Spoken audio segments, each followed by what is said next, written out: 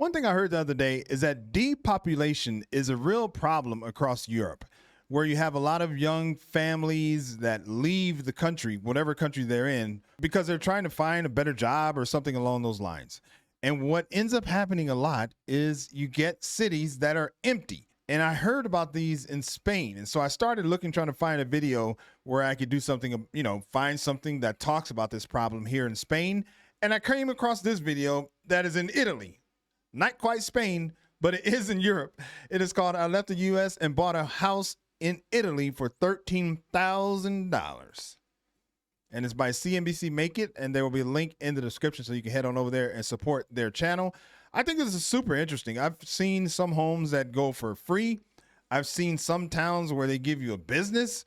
No, they do a lot of things because they're trying to repopulate those areas. So before we get going here, go ahead and like the video and let's see what we can see.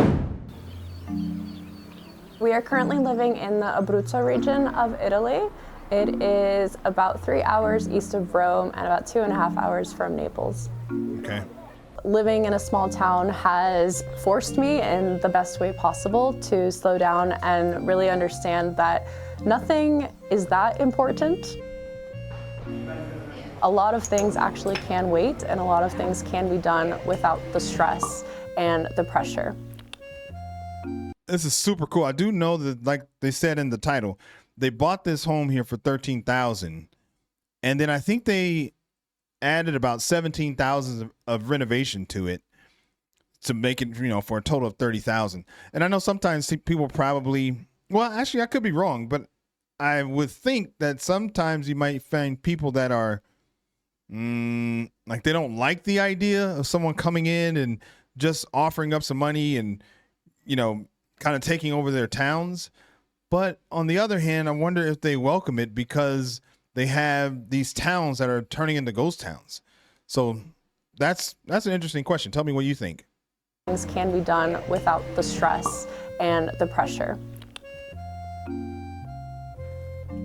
The fact that we were able to buy a house all in cash, honestly, at the time felt unbelievable. The house that we ended up buying was listed at 13,000 euros, but we ended up purchasing it for around 11,500. Oh, 13,000 euros. I thought it was $13,000, and they purchased it for 11,500. Oh, wow. My name is Cassandra Tressel. I am 33 years old, and I moved to Italy with my family in 2023. Relocated. Abruzzo stood out to us for a few reasons, but first of all, it is very much lesser known, so I didn't want to deal with issues of mass tourism or over-tourism in popular regions like Tuscany. Abruzzo is very authentic, it feels that way, and it doesn't feel like anything is put on for a show. We also live in a traditional hilltop town. We are almost 1,100 meters above sea level, and so that means we have these magnificent views all around us. Oh, wow. We lived in New York from 2015 to 2019. I was working for a tech startup, and Alex was a butcher at Whole Foods. Oh, cool. The last place that we lived in, we were renting for about $2,000 a month in Brooklyn. And I couldn't imagine realistically saving up for a down. $2,000 a month in Brooklyn. And I can almost guarantee you that it was a little box probably in Brooklyn, $2,000 a month. Yeah, that's probably like a 1-bedroom something. And she doesn't have to pay anything now. She was able to save up that $30,000. Actually, it seems like it was less than that, $25,000. And I couldn't imagine realistically saving up for a down payment to buy a house somewhere in New York. At the end of 2020 is when our daughter was born, and that's when we started to think about what's next for our future, for a family. We ended up buying the house in Italy in 2022. Oh, wow. This is our home in Abruzzo. Welcome and come on in. We bought the house in cash for 11,500, and after renovations and decorating, we spent an additional 15,000 on top of that. Oh, wow. So this is our living room where we naturally spend the most amount of time together as a family. I mean, this is pretty nice. Hold on, I didn't see the price. This is our living room. We spent Oh, well, okay. Okay, I see what they're saying here. So euros is less than that. An additional 15,000 on top of that. Okay. So this is our living room where we naturally spend the most amount of time together as a family. So now we are going upstairs where two of the bedrooms are located. Oh, cool. This is our master bedroom. So this is where Alex and I sleep. Also, the state of the house was manageable. The amount of work and the type of work that needed to be done wasn't completely unrealistic for us to handle ourselves. The most expensive part about the renovation was the plumbing, which I think came out to be around $3,000 to replumb the entire house. Now, this is our small but mighty bathroom. That is nice. And this is my daughter. Oh man, I thought she was gonna talk a little bit more about it. That was nice. And this is her daughter's room? That's a nice room. Daughter's bedroom, so a lot of color and a lot going on. Now we are moving on to the kitchen, which is undoubtedly the most colorful space in the entire house. Wow. Raising a child here in Italy, specifically in a small town, has been very cost effective. And the cost for full-time preschool is 60 euros a month. When I talk to my friends who have kids of similar ages back in Seattle, the average cost of something like preschool is like $3,000 a month, which... What the hell? $3,000 a month for school. This is why, here you go. These are some of the reasons that the U.S. has such a disparity but in like education levels and everything, because if you don't have the money, then what do? You don't send your kids to preschool. Oh man, she pays 60 a month and her friends pay 3,000 a month. That is ridiculous. Seattle, the average cost of something like preschool is like $3,000 a month, which is crazy. It's crazy.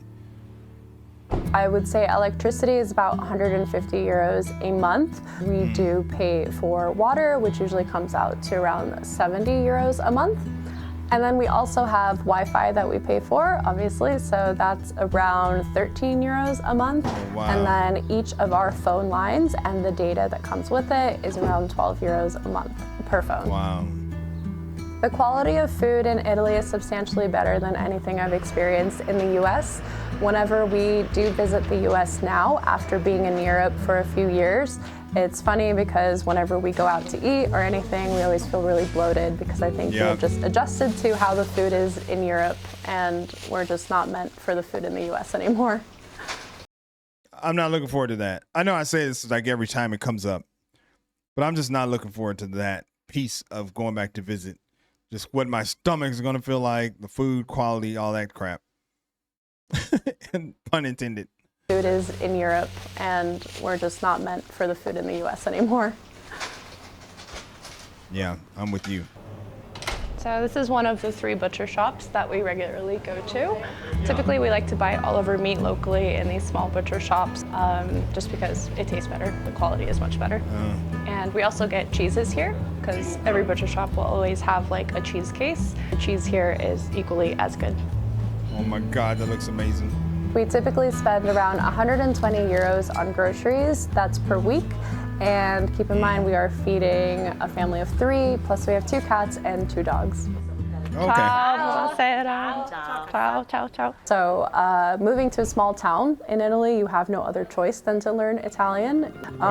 We have learned Italian. I will say that it will never be perfect. And of course, I'm always going to be shy and not feeling as confident as I should.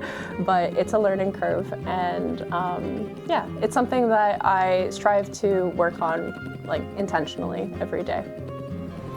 Well, if she understands Italian, well, she says they're speaking Italian. That's pretty impressive. I mean, I guess I finally get the guts to to say things. I mean, I don't know. I know people watching this probably think, are you ever going to learn Spanish? Because they probably think I don't really know, but people tell me all the time that I know more than I give myself credit for. But, you know, you just want to be able to talk and say everything that you want and never not understand something. But Anyway, I'm happy for her because I know that's a big deal to be able to speak the language so you can be your authentic self as much as possible. I strive to work on like intentionally every day. Hey, salutami quanto. Ciao. Ciao. What? She said that really good. Really well. I mean, however you want to say it. And you know what I'm trying to say. Everybody just calm down, okay? Just calm down. Hey, salutami quanto. Ciao. Oh. Ciao. Buonasera. Questo è nuovo? No, è non l'ho visto mai prima. Sì, ok, capito.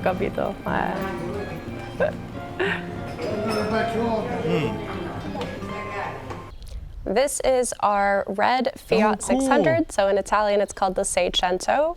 We bought this car for €1,000 and we bought it in cash, so no financing. Wow. And we use this car primarily just to get around town. When we lived in New York, I worked for a tech startup, and then when we moved to Europe, I was able to keep that job and work fully remotely. Oh, wow. Then I picked up this marketing job for the Italian travel company. I definitely make less now than compared to working for a New York-based company, but my time is much better spent, in my opinion. I think my overall relationship just with a career and work in general has changed drastically. I kept thinking, what do I want out of my career? And then I kind of realized maybe I don't care as much as everyone else might care about their career. This one is Fiki. He's our sheepdog. He is an Abruzzese sheepdog. And then this is Tango. And we have a rental property in the countryside not too far from us, so Alex totally manages that. He cleans it, he repairs everything. It's a lot of work, so that's what Alex gets to do. Oh, so they have their own place and they got a rental property. And that looks like a nice rental property. I wouldn't mind renting that myself. Okay, that's nice. That's smart. A little extra income to help offset any costs they have. He cleans it, he repairs everything. It's a lot of work, so that's what Alex gets to do. Oh, okay. The second property was purchased for $17,000 as the purchase price, and then I think we put around another $15,000 into it. I would say maybe on average we bring in about €1,000 a month from it. The obvious answer for what I miss the most about the US is definitely my family and friends. At this point in our lives, I could not imagine living back in the US full time. Of course, we will continue to go back and visit our family and friends, but since this has really been all we've known as a family since raising our daughter, I definitely would not want to change that. I'm with her. I'm missing the family and friends. I think that might be all that I miss, though. And the convenience of being able to know how to get anything and do anything and talk to anybody that I need to. I do miss that part. But I hear what she's saying. It's like I can't even imagine myself living back there. The best feeling that I continuously get from purchasing a house here is a sense of relief. Yeah. So every month I don't have to worry about this recurring payment that's going to happen. No paying for a monthly rent or a mortgage. We don't have to account for a large payment every month and it's just done. We own the house in cash, it's paid for in cash, and it's just done and I don't have to think about it. Wow. Obviously this also gives me a sense of freedom, not just financially, but it gives me the confidence to not feel like I have to be tied down to a traditional job, and I can explore other creative ways to make money or just things that make me happier than being tied to a regular job. Yeah. That's great.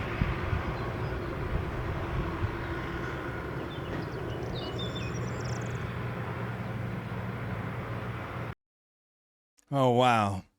I think that's awesome. You know, one thing that was coming up for me when I was watching that is I know, whenever Americans come over to Europe and they do things like they did, buy things in cash and everything, you get a lot of locals who can be kind of offended, annoyed, all of those things because they're not able to do that, which I totally understand. But I was also thinking that, yeah, that'd be nice if I could do that. But it's almost like it comes at a bigger cost, in my opinion, than the dollars. You know, because I've talked about this before here on this channel. You do kind of feel like cultureless. Like my son is talking about going to live in the Netherlands, where we wouldn't be there. So he has like nobody there, like not one family member there. But you know, with the visas and everything, that's probably where he's gonna have to end up. So, you know, I don't know. That just came up for me that, yeah, it would be nice for me to do that. But sometimes people may think, I don't know, it might be worth it for me to stay in the U.S. where I can have this level of comfort. Not me, though. Not me. So that was a good video. Hopefully you liked it. If you did, then subscribe to the channel, man. It's easy and it's free. My name is Greg. I'll catch you on the next video. Peace.